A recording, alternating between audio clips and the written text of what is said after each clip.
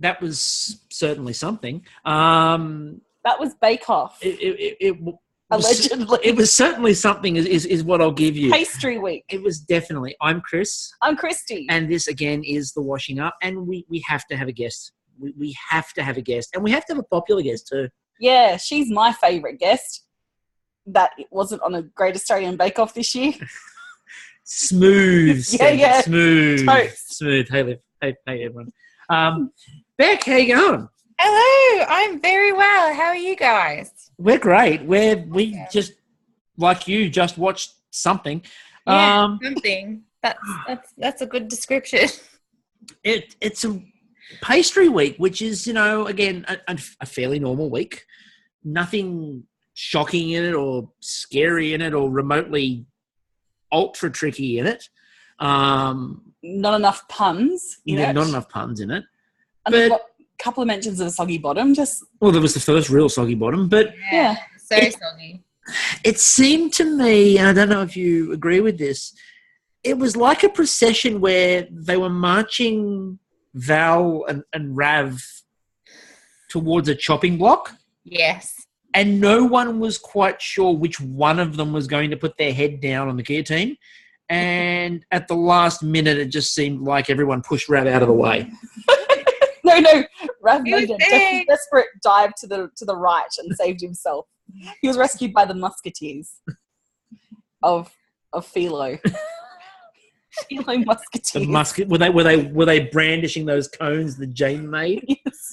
They were massive enough, weren't they? Again, that's a small amuse-bouche, as they say in the... They need to look up the definition of an amuse-bouche. Yeah, I think they weren't not amused. Oh. They were amusing. Oh. Not douching. Oh, we're off to the races. I still think, by the way, they picked just amuse-bouche simply because they wanted to say the words amuse-bouche. And Paul Holly was having far too much fun with it. He was really over-enunciating every time he said it. Mary's just like amuse-bouche, normal, and Paul's like amuse-bouche. It's a good thing to say, though. It's one of those good, good... It's a strong phrase. 2 words. Strong phrase. Amuse-bouche. It's great. You feel kind of fancy but dirty. Hi, you want to try some of my amuse-bouche? It does. You can make that sound dirty, can't you? You can make most things. I mean, hey, who wants a small appetizer? And everyone in the tent's going, Slicey's going, not small. Anyway, let's move this on, shall we? Because before we get into dangerous territory too early. Do so. So we started with Val, and look. And we ended with Val. And then ended Val. And look, most of my material's walking out that door. But I was terrified by the fact that before we got in there, Val turns around and goes, every time I see that tent, I get so scared, I feel like going home. Now, we've discussed this. And if she'd done that and got on the bus at the start, George wouldn't be trapped in the home. Poor George. George is probably in a mental institution now. He's gone from the home to the mental institution in a straitjacket. There's a giant Native American called Chief in the corner. He's lying on a couch with an analyst behind him now, George. He's just rocking, going, I can bake. Poor George. My name's not Val. Sure, George. Sure. But, that's not a good sign when you're saying at the start of the episode, every time I see the tent, I feel like going home. I can understand that, though. That would be scary. Yeah. But it's kind of... You go and do it, but you'd be like, man, there's so much easier to just spend home. I don't want to do this today. Can I buy something? Can I just, pop to Woolies and, buy some phyllo? Get on a bus with some pensioners. Get back to it. Maybe that's what happened to George. Maybe this is what happened, right? Oh. Val didn't wander in. George crapped his dax and went, I am not doing this shit, and swapped places with Val, stole her name tag, gave her his name tag, and away they went. Wow. George actually ran away. Yes, George crapped his dax. I can see that. Can I also point out, relating to the buying things, Val, first of all, made it clear that she buys phyllo pastry. But secondly... Everyone does. Let's get this straight. Of course they do. No one makes their own fucking phyllo. Phyllo pastry. And I'm sorry, but if you make your own phyllo out there, first of all, good on you. And second of all, what the fuck? Anyway, get too much time. Get a hobby that's not phyllo. All right? Seriously, get a hobby that's not making phyllo pastry. There's a world out there, people. There's a world. Anyway, what I was coming to, though, was that we know she buys phyllo pastry, but at the end, they talked about the fact that she was playing games. And the game she was playing with them was, I've got a shopping docket from 1977. Who can guess the prices? Who keeps the shopping docket from 1977? Val does. It's a Val thing. Let's be honest. He's probably got one from like 1965 and 1952. It's just proof that she's been making all this stuff for years. We need a shirt from Val. It's a Val thing. Oh, let's do that. Yes, done. Marketing sorted. T-shirts printed. Merchandise. It's a It's Val. for the world tour. The world tour.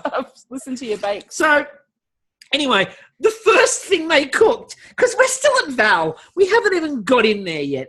The breakfast pastry. And Mary goes, everybody likes these. And as we found out during the course of this, Tom clearly doesn't, because what the hell? Granola. Well, He really fucking hates them. He's crunchy granola, sweet.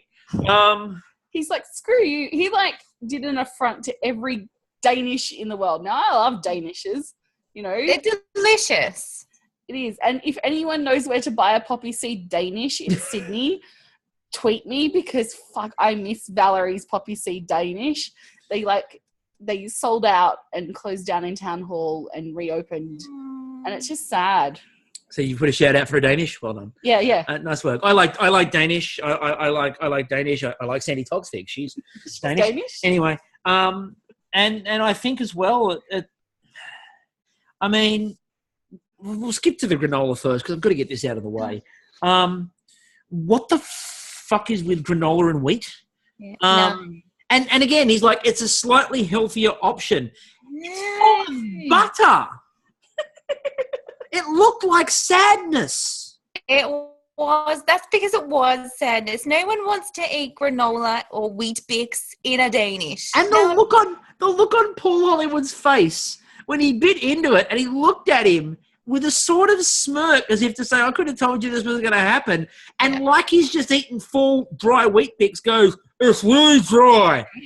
I'm surprised his mouth didn't like turn inwards, that all the moisture was being sucked out of it. Look. He should have just spat in those Danishes because that's what he basically did. He basically destroyed the idea and concept altogether. It was devastating. And in contrast, Val. They were alt Danishes. They were alt Danishes, they were. Yeah. In contrast, Val then hit us with some words of wisdom, which was that it's better to be wetter than to be dry. And on this Valentine's Day, literally Valentine's Day, it's true. It's true. Better to be wetter than dry. Yes. Thank you, Val, for that sage word of advice. She's just been listening to Sebastian the Crab. It's better down where it's wetter. There's not enough referencing of Sebastian the Crab in things. No, there's not. And Candace got this Paul Hollywood grilling again. It's like 3 weeks in a row that he stood at the bench and asked the questions like she's committed some form of crime. What are you doing? What's your measurements? What's your measurement of flour? How much butter are you using? Is that the right amount of butter? Is that what you should be doing? Is that really what you should be doing? I think that's because she's the favourite. He's decided, right, I need to push you. Yeah. So he's like, right, so what's going on? For sure. What's your name? What are you making? Why are you making it? So Beck, because you've just started your your awesome pastry course. I have, which is huge, and I'm so terrified. So really scary, you guys. Did the instructors come up to your bench and start to, like grill you? No, well, we haven't got into that yet. It's all just been boring theory and lore and... I'm not the only person who hopes, by the way, they give you like a 2-hour challenge and they start calling out puns about an hour in. It's Wait. You got to be finished. She just mentioned that there's baking law. I imagine them pulling out this ye olde book. It's not baking law. This is like This is a bad sitcom. occupational health and safety law. So I thought it was boring thing. law. Yeah, I thought it That was would be cool if there was baking law. like LORE. So you've gone baking law as in like a grand wizard sitting up on a mountain saying how you have to make the danishes. Yeah. I've gone like LA law, and it's a baking version of that. Oh, Where they're all sitting in legal offices, but with like chef's hats on, and flour. I would watch that. I would watch that. Watch that. That'd be great. And every time a judge makes a judgment and they bang their gavel down, just flour exploding everywhere. If there's any TV people out there, you have to make this show. They drag in Tom for crimes against baking. Yes. First defendant, what have you done? Granola. Guilty. It's out. Jail for like life. No possibility of parole. We don't get a break from this, neither do you. And on the weird, because we're building pictures of these people, and Tom filled in so much by having granola and wheat. And like the other week, when it wasn't he the one who was the forced vegetarian all through his childhood? Yeah, So that's why he's the we flavor guy. found out the other week he was the forced vegetarian. Explains a lot. But Andrew is the other one we're piecing a very weird history together of, and Dates in the glove box? Yep. Who does that? I bet they had carob in By the there way, as well. listeners out there, we have not discussed this beforehand. We just dates in the glove box. Who the hell puts dates in a glove box? I have to say though, when I was a kid, we had this awesome family, and they were really lovely. Like they took us camping and stuff. My sister and I. And their father was a very much like a Boy Scout survivalist. And Mr. B. Hag, if you're listening, I highly doubt it. You rock. But he used to pack a scroggin to take to the movies as an alternative to popcorn. So I'm just imagining that it's like his brother, like Andrew is Mr. B. Hag's nephew, because he's the only person in the world that I could imagine that would also have prunes in his glove box. It's just, who puts a date in the glove box? What did your dad have in his glove box? Hot August Night by Neil Diamond. Oh my God, my dad had Deep Purple. So What did your dad have, Beck? Sorry if you don't have a dad. That's kind of horrible. No, yeah, I don't. We're going to fuck up the podcast, Christy. I can't see the tracks anymore. Or being like, So yeah, glove box. I mean, no dried fruits. No dried fruits in the glove box. Dried fruit doesn't go in the glove box. No. No. I bet they had carob in there as well. Oh, they've got to be a Probably carob. carob family. It strikes me as a carob family. Yes. It only comes out at Easter, doesn't it? No, carob is an all year round treat because it's healthy. Right. It's healthy and It's a not good delicious. alternative to chocolate. Ugh. Maybe for your body, not so much for your mental We health. had it when I was at primary school. They tried at one point to get us all off chocolate by passing off the idea that carob buds were better than chocolate buds. No, they weren't. And they are not the same. They're They sad. do not taste the same. No, they don't. They They are taste like- like disappointment. Chocolate's sad. There's nothing worse than grabbing a handful of what you assume is chocolate and finding out it's carob. Carob. The disappointment is palpable. It's You just- know what? I would be less disappointed if I grabbed a handful of like rabbit poop and ate it. Yeah, because at least there's some form of flavour there. Carob is like a negative flavour. It sucks all the flavour out of everything. Yes. Yeah. It's terrible. Yeah. Which is why you use it in cooking, because it just adapts to whatever you've cooked. You don't make friends with carob people. No, carob and salad especially. No. Yeah, I disagree. You can make friends with salad if it's good salad, but you can never ever make friends with carob. You do me a salad with chorizo. You for a lose man. friends with carob. Yeah. They run away screaming. Carob. I would not be friends with someone who enjoyed carob. No. But that's the thing. That's a bit of an oxymoron. I don't know anyone who's enjoyed I've got to carob. grill my There sister. are people. They have to be out there, else you wouldn't still be able to get carob. They're the same people who like granola. Carob. I've got to grill my sister and find out what she served at my niece's like the first school party. She just turned 5, so she was the first one to have a birthday. It's her school, so all the new parents came together for this. And I'm wondering, because she's quite health conscious, if she went the health options or if she served it so my niece doesn't have to live as, oh, that's the girl whose mum served carob. If she served health options, we're never talking to her again. She's on the blacklist. Indeed, and never getting off it either. It was a weird week of flavour, though, because we had coconut again. Not Rav this time, but Selassie for, I think, the second week in a row went with coconut. And apparently you can bribe Paul Hollywood with it. Apparently. Who knew? I know. And then we go, every second note that I took on this episode was Val. We'll come back to it. Call me Val. Because Rav... Wealth of entertainment. Rav didn't go with coconut. He made cinnamon swirls, which are one of my favourite things. I love cinnamon swirls. Cinnamon's my favourite. Yeah, I love cinnamon swirls. Mm-hmm. But I was a bit scared because he didn't put any chili in there. He didn't put any coconut in there. He didn't put any cumin in there. It can't be Rav. Right? He kept the flavour. He goes, I hope they're not worried about my boring flavours. And I'm thinking, for the last 4 weeks, Rav, all they've been saying to you is back the flavours off a little bit. But he spiced it up by making them look like penises. He made penishes. That's right, the penis. Penis danishes. Try saying that 5 times. That's a great mashup. I do have to go back to Val because... Please, I was going to have to go back to penishes. What are you going to do without Val now? I'm saving these up. There's so much. Val. Well, again, it's Valentine's Day. I have to do this. She did say, it wasn't just my and I know what she meant, but the way she said it, and it's Val, so you're never quite sure, when she said, I'm making apple, and I'm making it with oranges and lemons. Sounds like a weird hybrid. And then she flossed her pastry. Now... I've heard people do that, though. Now, the thing was, very much like, it was this sort of summed Val up. This whole bit summed Val up. She's talking about making apples using oranges and lemons. So what... I mean, I know what she means. She was doing it as a flavour or anything, but it didn't sound like that. And then the random thing that she did works. It's sort of a big metaphor for the idea of can't bake a sponge, somehow knows how to do a dampf noodle. Yeah, it's her Tinder profile. Dampf noodles and flossing. Who swipes on that? No. Oh, she can cook a dampf noodle. I wonder if she listens to her bakes. That's all right. You do know that it's Tasmania and no one have electricity to do that, right? Don't look. No phone reception. Don't let the facts get in the way of a good story.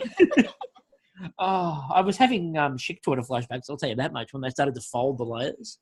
But Andrew was smart. I loved the way he went in it with precision, measuring it out, and then the book folds, which was it was genius. Clever. That was his engineer coming out. Yeah, I mean, a couple of times he referenced that, where he's like, I'd be quite a bad engineer if I don't do this. I'd like to think that part of an engineering exam is to make morning tea. Everyone's got to precision morning tea. Otherwise, they don't pass their engineering exam. You don't pass engineering. Yes. And it is genuinely shocking, though, when Val does something that works. It's never a good sign. Yeah, she did research, though, because that's a known tip. I don't know if you... dough and things is you use floss.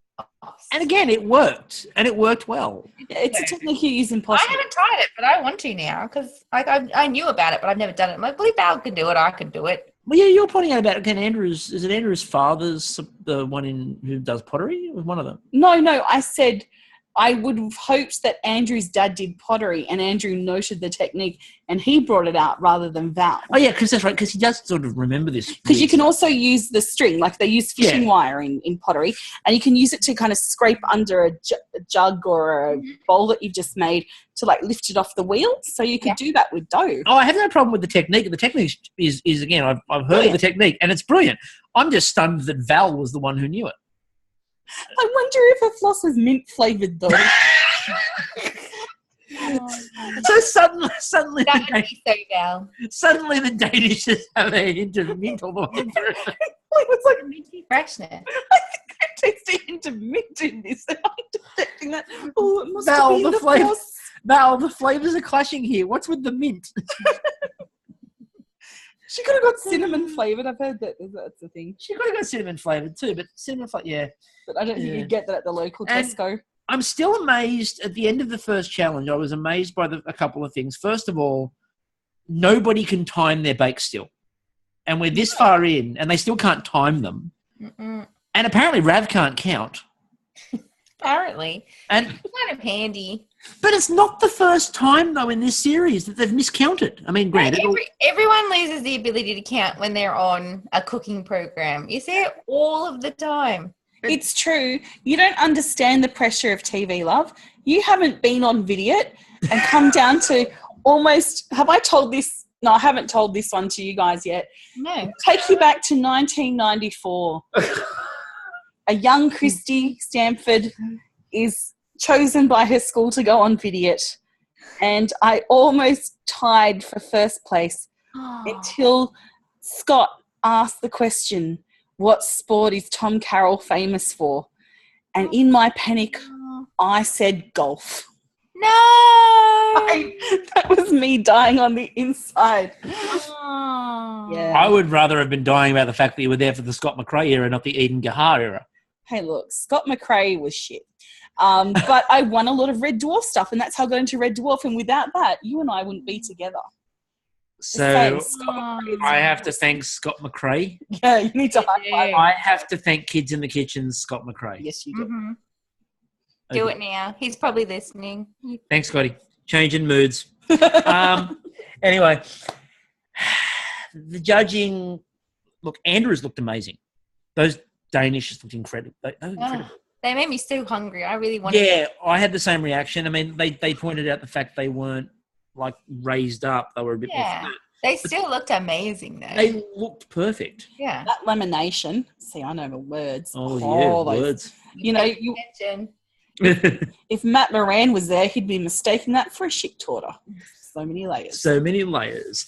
And my favourite image of just before the judging was Candace wafting the burning butter smoke away from her oven going, somebody's poured butter in the bottom of my oven.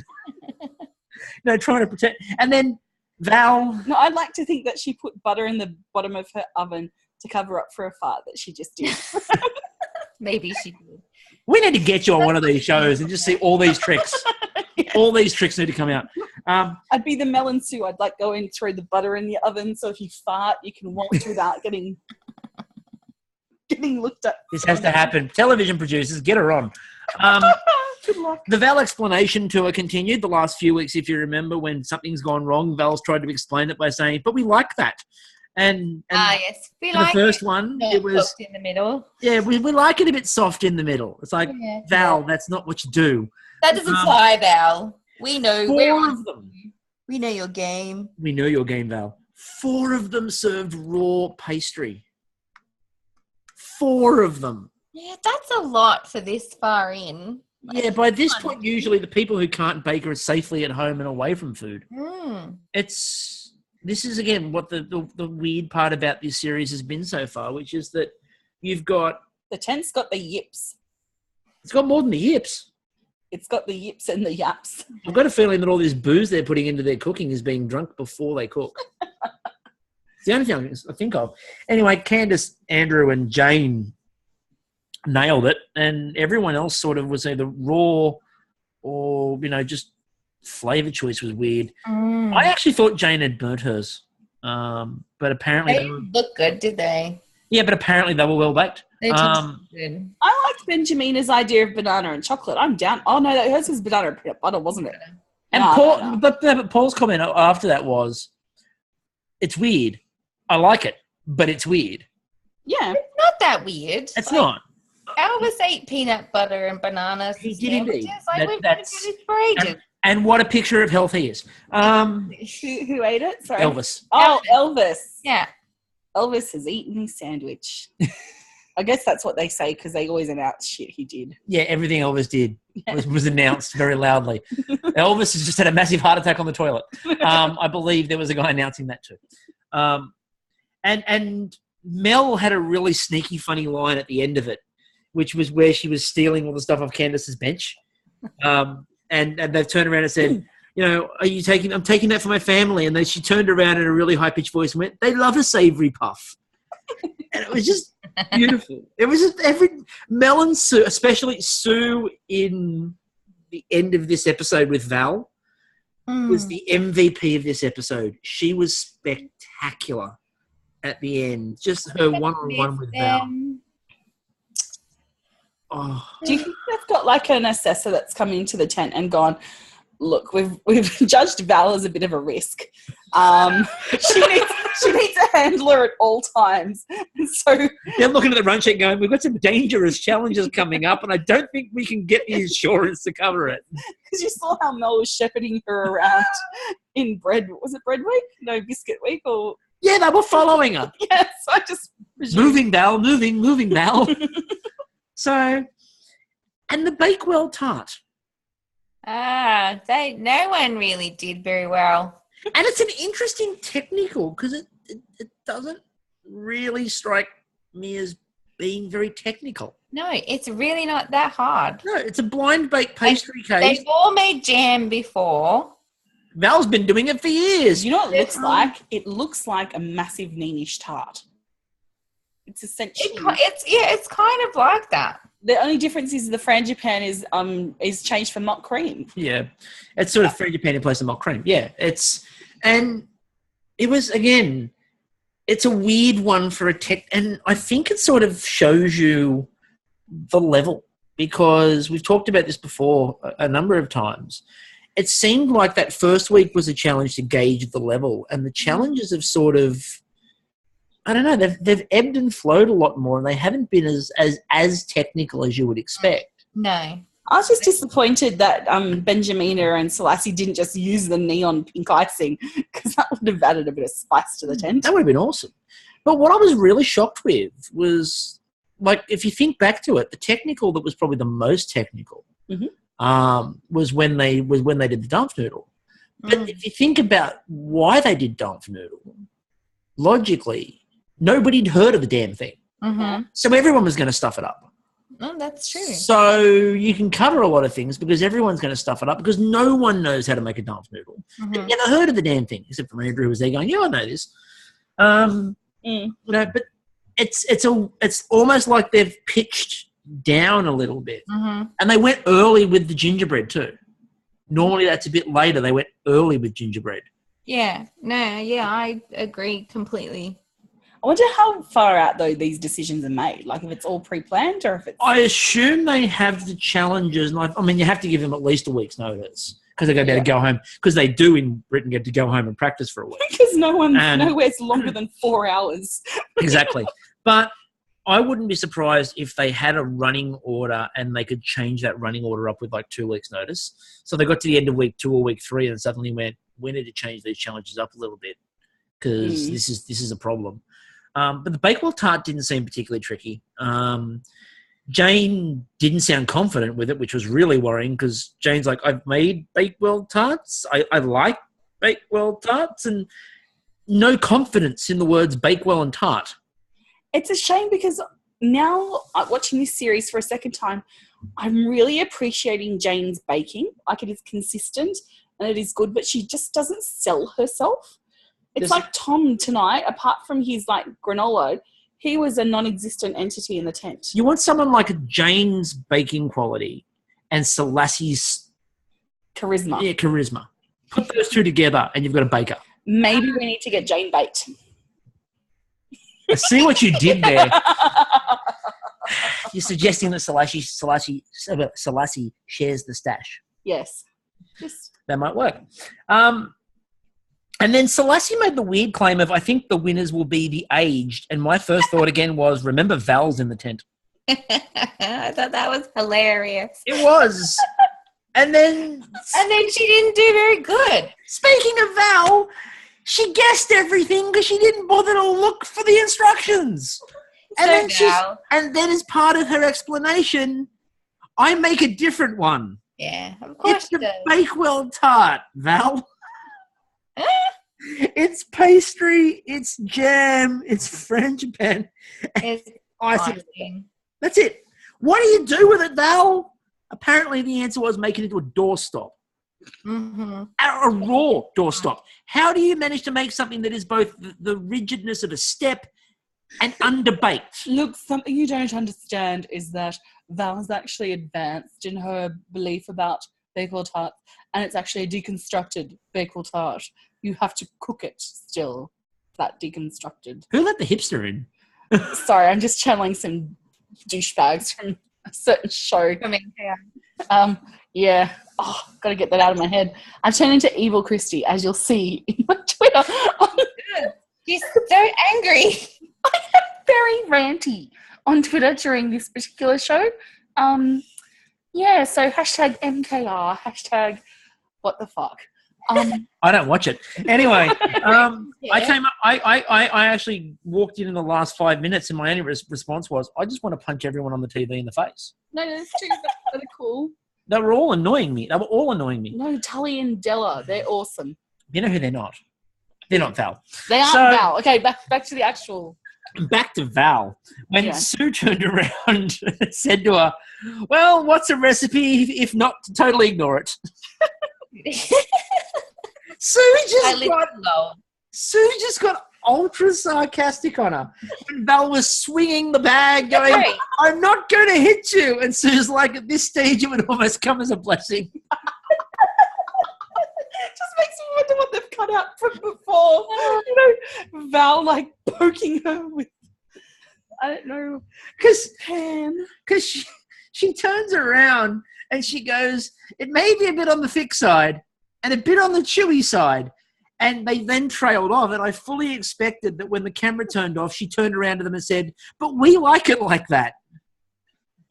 She's taken on like a bit of the line of the Trump administration.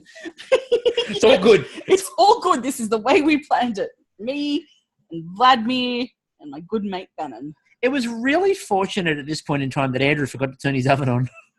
Oh, how do you forget to do that? I don't know, because, I mean, we know that... What even happened? Like, you've just been baking, presumably. And we know that, I mean, we also know that they test the ovens every morning. So we know it was working. It wasn't a mistake in terms of the oven was broken. He just forgot. Hello, it's a baking competition. You're there to bake. Like, that's one of the things you think you would check there. It's like, oh, is my oven on? Because I'm about to bake. Yeah, that's the first thing you start. If you look at the instructions, and they had instructions, you know, again, they're vague at some points, but the first part was turn the oven on. Look, he was probably busy calculating the diameter of the new tent he was building for the next part of the show. No, of the pan and the ratio of the pastry to the pan to get the perfect thickness. Yeah, very much an engineer there. He was focused on the minutiae and not the obvious. No, engineers are usually pretty good at writing very specific details. He just had a bad morning. What? The look he's giving me at the moment, okay, he screwed up. He did. There you go. That's too hard. No, that's all he wanted you to say. Yeah. Exactly. I agree. He screwed up. Speaking of people that screwed up, almost on cue, Val looked at the middle of her tart and went, but we like it runny. And it's just... So Val. It's a lava Bakewell tart. It's a fondant Bakewell tart. It's like it's traditional. You just know, like if she dropped something on the ground, oh, we like it like that. Yes. We like eating it off the ground. Look, we don't like plates. We don't have plates in my house. You know, when I was poor as a child, we didn't have plates in Yorkshire. You know. I think she's aristocracy. She's throwing the royal we around. Like, who is this we? She does. I mean, she really does. The good news in this challenge, well, first of all, the bad news was that Benjamina saw all this and went, she obviously knows what she's doing. Has anybody in the tent... never assume that about Val. But has anybody in the tent watched Val bake? Because they all like, oh, yeah, she obviously knows what she's doing with this. No, she doesn't. She's Val. I think Benjamin was just being kind and respectful of her elders and... Incorrect. Too busy trying to bake her own Bakewell tart. The good news was that Rav, however, worked out that he had to bake things. Yes. Didn't work out he had to serve a whole tart, but he worked out he had to bake things. That was a bit sad. I'm always sad when things like that happen. It's like, Well, exactly. And Paul, I felt for Rav because he's had a bad couple of weeks. He has. Really And bad you're like, couple of come weeks. on, Rav. You could have beat Val. Was finally getting there. And the tart was looking really good in the pan, and he's baked it, and it looks great. And then he goes down the pan, and the whole thing just goes, falls apart. Mm. I felt for poor Rav. Yeah. But that's what you get for not putting chili in something, Rav. Should have put chili in it. Put chili in everything else. And lime. Lime and coconut. At this point, again, we have the judging. You know, Val made something that was both solid and raw. Impressive. It was both a solid and a liquid at the same time. Which is an amazing feat if you... Look, she's defying physics. Good on her. Tip the cap. Selassie finally showed he can do something close to bake. His bakewell tart was good. You know, It was good. It's like Selassie, you can actually bake. Yeah, he gave a shit this afternoon. He vaguely cared. He went, whoops, better pick up the game. And once again, Candace and Jane were miles ahead of everybody else. Mm-hmm. And this time with the tarts, they really were miles ahead of everyone else. They were clear. Yeah. Oh, And then Paul, just before they got to the showstopper, when they were talking about, you know, who are you concerned about, and you know, they were saying this person for their baking and that person for their baking, and Paul Hollywood finished off with, "I worry about Val." Yeah, we all worry. Never clarified. Like, I don't think he meant general baking. worry. Yeah, I don't think he meant baking. I think he just meant overall, I worry about Val. And everyone in the tent just full of How is she going in life? I mean, when we leave her after the end of filming, how does she get home? Does she go home? Is she just camped in the middle of this park? I think she just waiting for us to come back? She's just wandering around the park. To wander on to Britain's Got Talent next. Please welcome to the stage, Val. What's your talent? Listening to my cake. While exercising. Well, exercising. I was just about to say that. And She let that go for a bit, though. You didn't see her doing her stepping. no, That could be her issue. Maybe that's why she didn't do so well. yeah, maybe. I mean, look, she tried the old standby in the showstopper with the phyllo, which was booze. When in doubt, get Mary Berry drunk and hope she doesn't notice what you make. She won't notice it's raw and looking like steamed wontons. Yeah, just give it to her and go, there you go, Mary, have this. And also, Val came up with a great name for a punk band, where she referred to Yorkshire Gobfuls. What a punk band they would have been. They were in the scene in the 80s, you know, protesting Thatcher's Britain. Yeah. Ladies and gentlemen, the Yorkshire Gobfuls. In 1982, they supported Sid Vicious's solo project. And then at this point, I sort of lost focus on what we were doing in the showstopper because they did the baklava feature and I just became distracted. Like when they were bringing the trays out for Mel and she's like, I specifically ordered 10 trays. And I'm sitting there going, today we are all Mel. You know what's really sad, though? That the most interesting and engaging part of the whole episode was Mel baking. That's true. It really was. It really was. I would like to see them actually have to make something at some point. Now, Tom then said that his flavours were risky. You never want Tom to say that. Again, Tom. Now, my first thought was that my flavours are risky. Now, the pears that he was cooking with, if only he had to make a breakfast pastry in the first challenge, because I know that pears would have gone really well in a breakfast pastry. Because, you know, when people are sitting down to have their granola, for instance, they like to chop some pears or put some tinned pears. Or so maybe, I don't know, change the flavour, add some moisture, make sure that your mouth doesn't get really dry, make sure that your body isn't devoid of all liquid. It's the best way to start a day, not the dehydrated way to start a day. And then your favourite part of the episode took place, which was Candace, Mary, and a bit of black pudding. Bit of black pudding. I was just expecting. So Candace, you know, who's got a black pudding, and of course Mary Berry had to go and squeeze it. I was just expecting Selassie to walk past and go something of nature like, must have been a cold day. And I loved the look on Candace's face before she handed the black pudding to Mary. Was I know exactly what I'm doing here. Hey, Mary, have a bit of a feel of this. What do you reckon? You would have seen one of these before. And there was this smirk. But Candace also had another good line, and I think it's the editing, because there were some good little innuendos there where she's like, you know, you've got to get your hands dirty and really squish the sausage. I think by this point, the editors have just decided that, you know, they gave the editing over to Val. We know we're not coming back on the beam. Let's just go for it. Yeah, get the work experience kid to do it. And to go back to my friend, Val did say during this challenge, this is an idea I got off the internet. Now, does anybody want to really imagine what Val's browser history's like? Oh, look, I can become a queen of Nigeria. I had to leave the show. It was my time. I've got money in Nigeria, you know. I'm expecting my bankroll to come in any day now. I mean, just the idea of Val on the internet. That's what Paul's worried about. He's worried about Val. This is why you're right. He's worried. Because, you know, she's sitting down at the Google and she's gone, what will I be cooking on Bake Off? I know, cream pie. She types in cream pie. Is a little bit surprised by the results. Children out there, don't type in cream pie into Google, because it's not something that a clown smushes in your face. Well, it might be, because I'm sure there are sites dedicated to that. Can anyone see the tracks? I can't. I can't see the tracks. We're gone.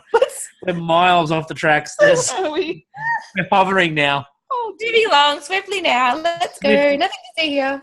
Swiftly going, swiftly moving. Moving back to... Actually, just to distract from that, what do you reckon if you were on there and you got that philo challenge you had to do too, what would you do for your feelings?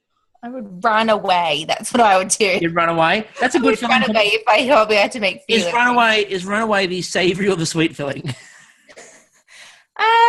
I would go savoury. See, what you could do is go and buy some Pampers, right? Yeah. Unbox it and just wrap it against your skin while you're like pretending to make stuff. And then when you made this philo. Yeah. I haven't been to Tesco's at all today. Exactly. And then as you've gone to, you know, chill it or whatever, you kind of, they're stealthily unwrapping yourself. Unwrapping the philo. So what you're suggesting is you start off mummified. Yes. And just gradually unwrap yourself in the tent as you're going. Except I think like the talcum powder or like the smell of Dove deodorant. Here's the other problem. They're going to think you're peeling your skin off. Because it's very thin. They're going to think you're peeling your skin and you're baking with your own skin, and they're going to throw you off the show. Ew. I'll just tell them that my like great-grandmother's Maltese and this is how they make phyllo. Oh, nice. Not like peeling their skin off like it's some weird technique, like you squish it on your belly or something. I don't know. You're the one at culinary school, Beck. Is anyone squishing phyllo on your skin? Is that a... not that I've seen yet, but you know, I'll let you know when we get to pastry. Well, you've only done OH&S at the moment, so that's right. I'm just now writing my formal apology to the citizens of Malta. Good luck. I'm not part of this, by the way. The views expressed in this podcast by Christy are the explicit content and owned by Christy. With that, speaking of clever, we talked about Andrew before and his cleverness and the way that he folded his dough in the first one. Mm-hmm. But Candace with the pasta machine. Genius. That was great. And I love Mary Berry's reaction. This is a girl after my own heart. Minimal work. That's what I like as well. It's clever. It's clever. The last thing in the world that I would ever want to be doing in terms of making something in a kitchen is standing there hand stretching phyllo and getting it to the point of absolute perfection, because the second you get it to that point, it breaks. Yes. This is the part that I'm surprised that Andrew didn't come in with some device he'd concocted at home, like some kind of like ironing or squishing device that he put together to... See, if it was the season before, Ian would have made something at home and brought it in. It would have been made out of like old tins that he had out the back. And stuff he'd foraged. And stuff he'd foraged from the forest that's out the backyard of his house, apparently. Mm-hmm. And he would have come up with a way to roll phyllo like that. He was a bit like the MacGyver of the tent. And we need more MacGyvers in the tent. River Cottage MacGyver. Now, when they went over and they were sampling the idea, and they said to Benjamina about what's in there, and she went chili, and Paul Hollywood went, it's good, it's just enough. And I said all I could think of was in Rab's head. All he was going was, for fuck's sake, seriously, that's the amount of chili? I've been trying this for weeks. Andrew's flavors had me because it was baklava for one and chorizo for the other. They're two of my favorite things on the planet. So, I mean, he had a good run. He had those first Danishes that he had. Yep. And then he had the chorizo and the baklava. He had a good day. Yep. Well, mostly a good day. His frangipane tart was... Meh. His Bakewell tart wasn't good. His Bakewell tart was like evens with everyone, like the... No one did particularly well with their Bakewell tarts. It was... Some did better than others. Yeah, some did better than others, but it was, But no one was amazing. It's kind of been the theme of the series, though. Mm-hmm. Who's done... Yeah, it's not the best baker. It's not the best baker. It's the best... Yeah. But whose would you have liked to... Oh, God. I'm just throwing things around here. It's okay. We're good. I think in terms of, like, wanting to just shove everything into my mouth, like that I saw on their plate, it would have been Candace's little balls. Like, they looked amazing. Hers definitely looked best. Both of hers. Yes. They both looked appetizing. No, Candace had a bit of... After the pub, she had a bit of a bumpy couple of weeks after she made that pub. Yeah. And I think she sort of rested on what she did on that a little bit. And I think this week what you've seen from Candace is that she's suddenly gone, I can't keep getting myself down towards that bottom end again. Yeah. I need to start actually baking properly. And this week she genuinely did. And it looks like she's actually gone for inspiration somewhere too, because her aesthetic came up. Like those little balls looked like, they were like little apples. And yes, that was awesome. And what I like about someone like a Candace is the same thing I liked about Swear a Canary in the Australian series, which is I like people that have an idea and take a chance and don't just sit there and bake something bland. Go, no, this is what I want to try. I've got a vision for how it's going to work. Mm-hmm. And they give it a go and they just try it. And as we said to Fiona when we spoke to her on the podcast, if any of those bakes had come off, if the couple where one thing went wrong or like she was 5 minutes out on timing baking something, if one of those had gone right, it would have been one of the most memorable bakes in the history of Australian Bake Off. Mm-hmm. And she probably would have skated almost through to the final on that. Mm-hmm. And I think that a Candace in this series, I mean, not so much in previous series. I mean, Nadia did that the series before and romped home. Mm. But for this series, Candace is probably the closest you get to that. Mm-hmm. Everyone else is very staid and more traditional. She likes to push the boat out a little bit more. Yeah. And the others all have certain things they rely on. I mean, with Rav, it's flavours that burn Mary Berry's face. With Val, it's insanity. With Jane, it's great flavours, and we'll come back to Jane in a minute, but safe flavours. Yeah.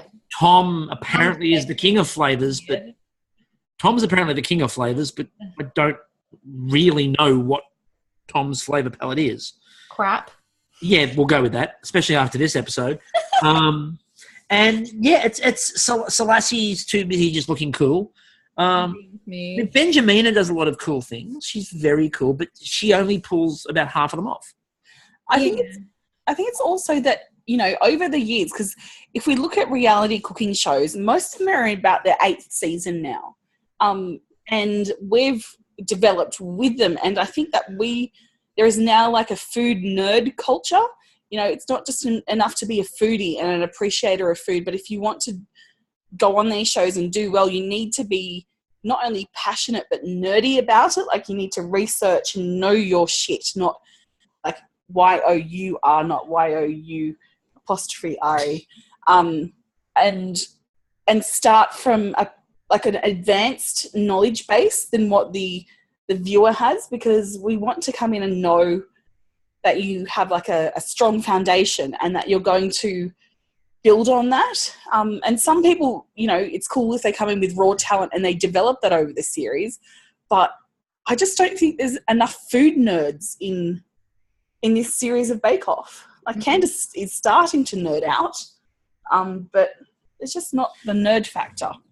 Yeah. We're all food nerds now. Definitely.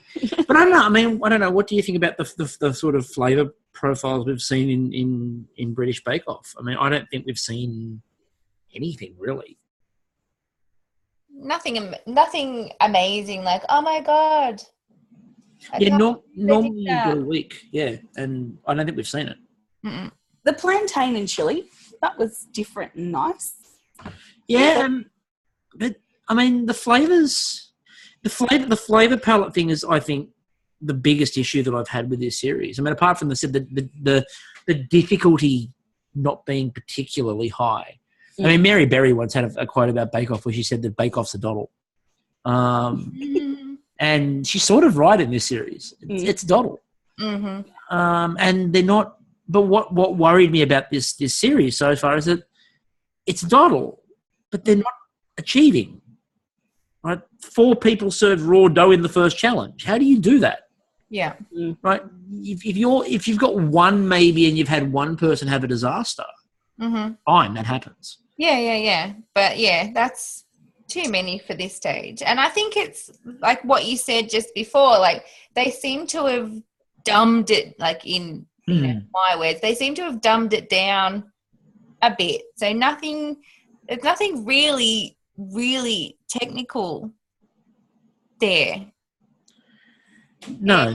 And yeah, they're making quite big errors for this stage of the competition. Like you would be expecting a lot more from contestants, well, you should be expecting more from contestants at this point. I think, I said and I don't like being that person who goes, but in Australia, by about week 2, week 3, the technical level was already really high. Yep. And they were doing... absolutely. There's no comparison there. Like, obviously our version had a higher class of bakers. Yeah. And yes, they're home bakers, but like they're wanting to show the best. Like heaps of people could have done exactly what the British Bake Off did tonight with their Bakewell tarts and with their pastries. Like other people could do that. was half expecting at one point Mary Berry to set a challenge of make me a chocolate cake. What sort? Just a normal chocolate cake. Any icing? No. Don't try icing.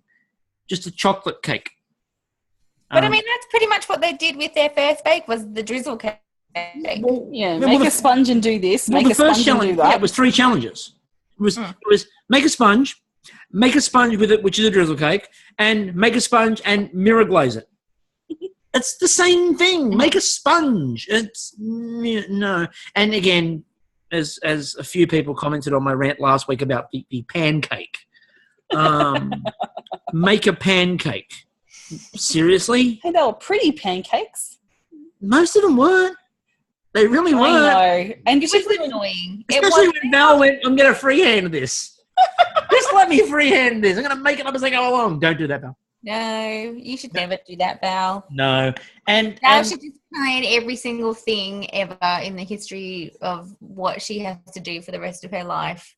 It should be well over-planned. Yes. But the other point with the flavour palette, before we move on to the end of the episode here, is I would argue Jane should be the one referred to as the one who's known for flavours, not Tom. Because I don't think Jane has served a bad flavour at all. No, they generally seem to like her flavours. She just has some technical issues. Yeah, she's got some technical issues, and she's not the most charismatic person in the tent, but they never really have an issue with the flavour. Everything that she makes, they comment that the flavour is amazing. There's a technical issue somewhere, or the look of it's not particularly right. Mm-hmm. But they always say your flavour is just brilliant. Mm-hmm. And, like, why they consistently look at Tom and go, you're the flavours man. No, he's not. He's so granola. That's the anti-flavour. Right, Jane should be flavours. Because, like, Candace does a lot of... She should be the flavour of the tent. She should be. And be given an oversized clock, which will help her time management significantly. Ah. And she'll need that. Actually, maybe Rav needs to be the flavour thing so we can have the... Although, what was with Rav finally getting his timing right? And not just getting his timing right, he had extra time. He did. He finished before everyone else, and they looked perfect. It's the second best example of timing I've ever seen on British Bake Off. The best was when Nadia finished that challenge last season and had it finished so early that she was there having a cup of tea, looking around the tent, going, I think I finished too early, and she won the challenge. That would be the dream, wouldn't it? She made it, yeah. Sailing with no problems. You finish early and you've got time to sit down and have a cup of tea while everyone else is stressing.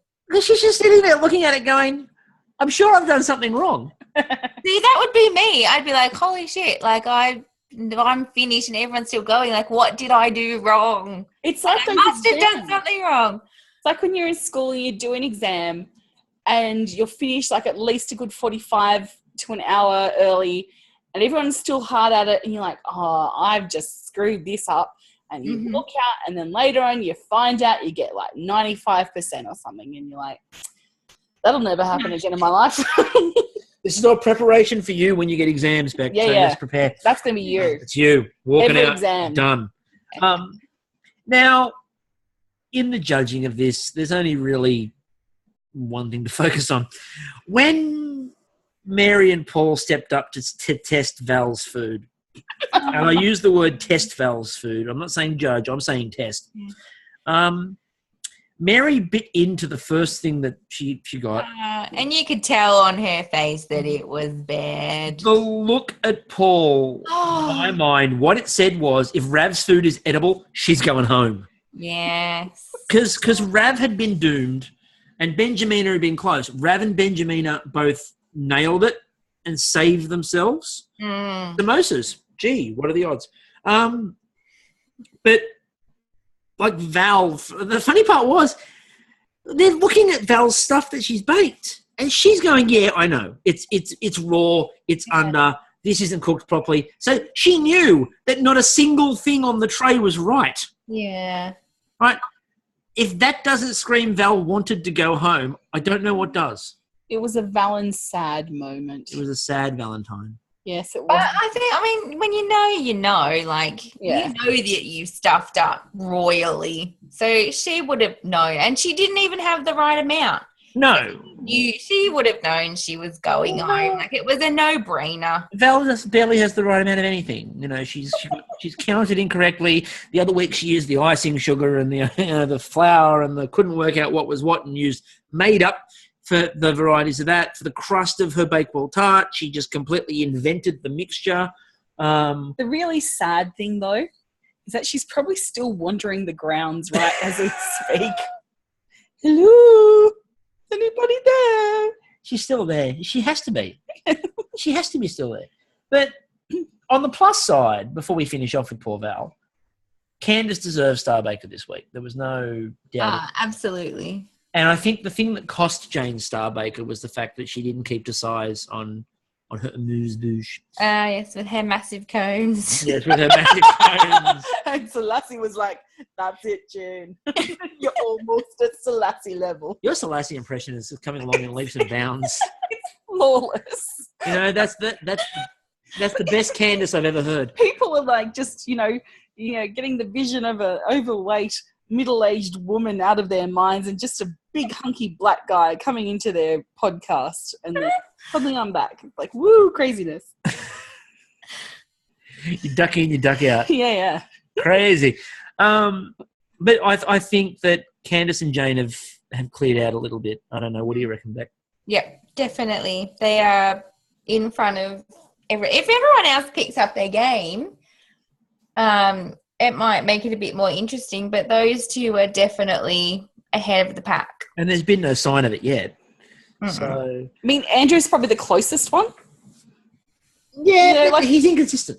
He is inconsistent, and that's what I mean. Is like his inconsistency is better inconsistency than Benjamin or Selassie. It's like you feel that Benjamin has got a lot of good quality baking in her. Yeah. And you feel that Selassie somewhere has to do something. Yeah. Well, you would hope so. I mean, Benjamina got Star Baker last week. She's a great baker. I mean, she had a bad week, but she's a great baker.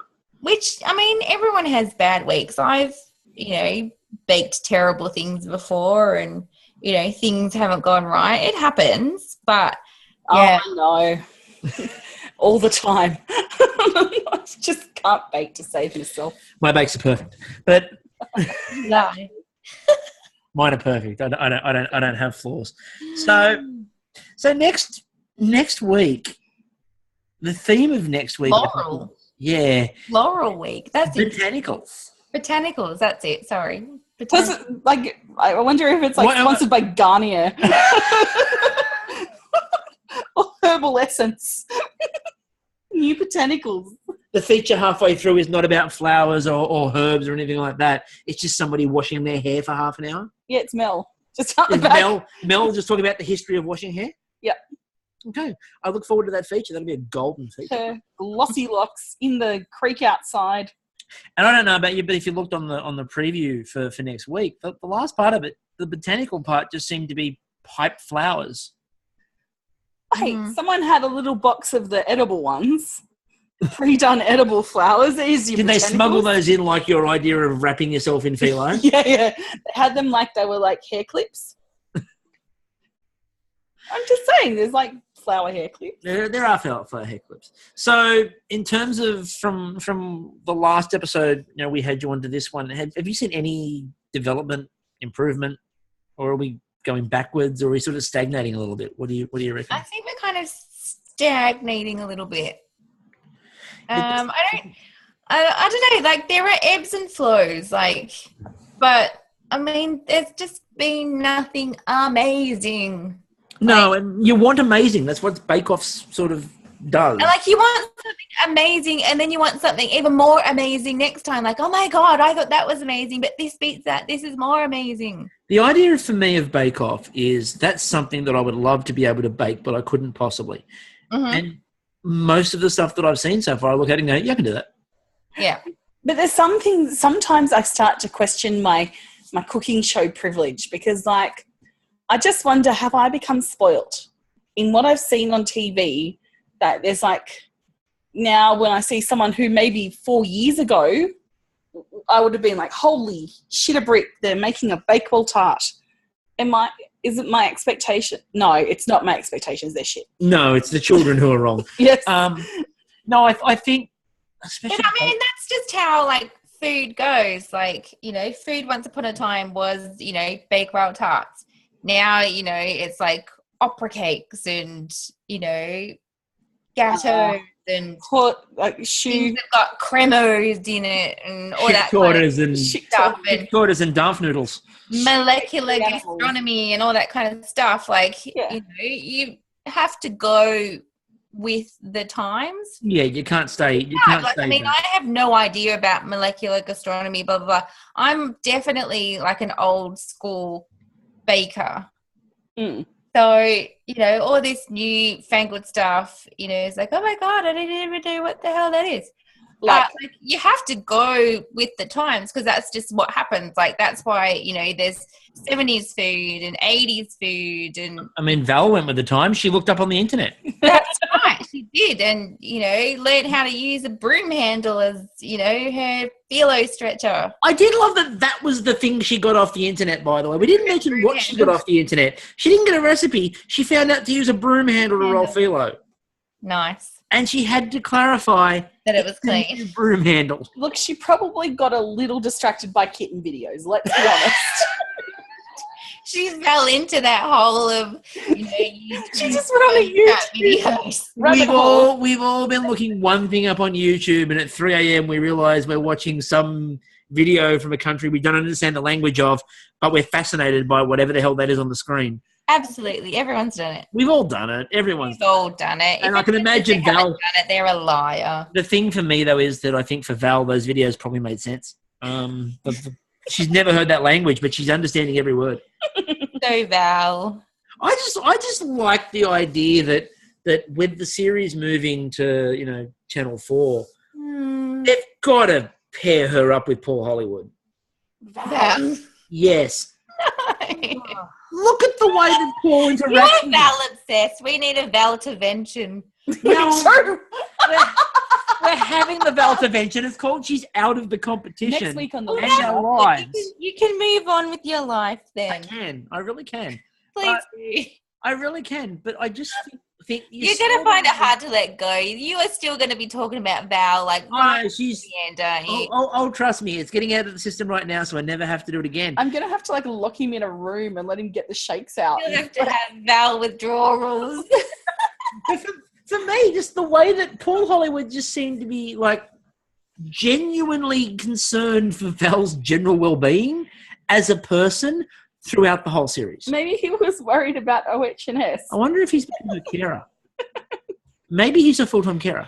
Oh, there's a new one. Conspiracy theory. Line. Conspiracy theory. Val's Paul's aunt, great aunt, and he needs to look after her, and the only way he could do it was bring your aunt to work day. Because what happened was he came back for the Christmas specials that they did and saw Val wandering around still. And he's like, oh no, Val, what's going on? And then took her in.